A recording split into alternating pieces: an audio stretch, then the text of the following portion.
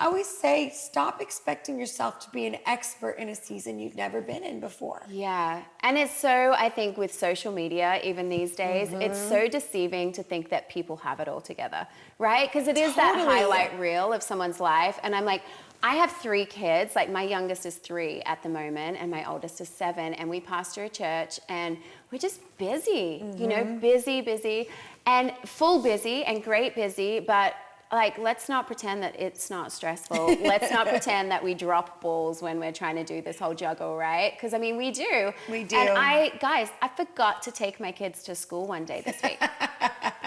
Like, for no reason, I just forgot to take my kids to school. So you're welcome. I hope that makes you feel better. But sometimes we drop the ball, and it's like, how do we drop the ball and pick it up and not get stuck in this place of guilt? And I love that because it's such a renewing of our minds, like trying to figure it out. But there's grace to figure it out as well. And I feel like, you know what? God has called us to do incredible things, and he's not going to give us grace. He's not going to be able to give us a call and not the grace to fulfill it. Yeah, I agree. I think one of the, I would say, if someone was to ask me what was the main thing that helped me do it and how to figure this out, was I had to realize that it didn't matter what anybody else thought. Yeah. It really didn't matter if I grew up in a traditional home and my mom stayed home with us full time, or I grew up, you know, I was in a space where women had to have a full career.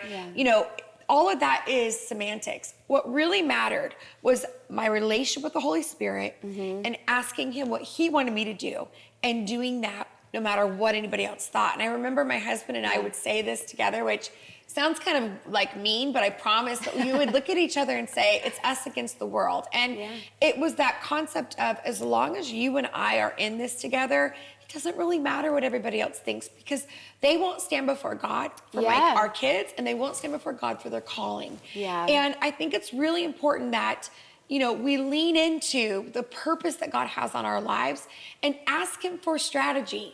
You know, instead of just trying to read a book or ask somebody to tell me what to do with my kids or how our parents raised us, we're looking for a divine strategy. Just like our call, we're looking for a divine strategy in our mothering. And let me just say this. I don't think mothering is a place where we feel the most successful. I think mothering is a place where we feel the most humbled. Amen. And I think we feel like, wow, I need to learn this, and I need to do this better, and I need to grow in this area.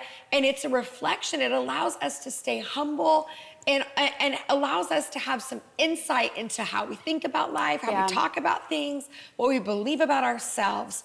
It really is. So instead of almost like eating that and internalizing it and allowing it to erode our confidence, it's actually, I think, a God-given like gift to let us see where the areas that we need to grow. I mean, sometimes it's like, not to belabor the point, but I love my boys so much that when I see them, I want to eat their faces. Like, I'm just in love with them, and they might do something that's like being a punk about something, but when I see them, I want to embrace them, and I've held them, and I say, I love you. And how many times as a mom has the Holy Spirit whispered, that's how I see you, or that's how I treat you? We have this interactive, supernatural reality in our homes where the Spirit of God is showing us his heart for us, but also showing us where we're lacking the reality of who he is in our life.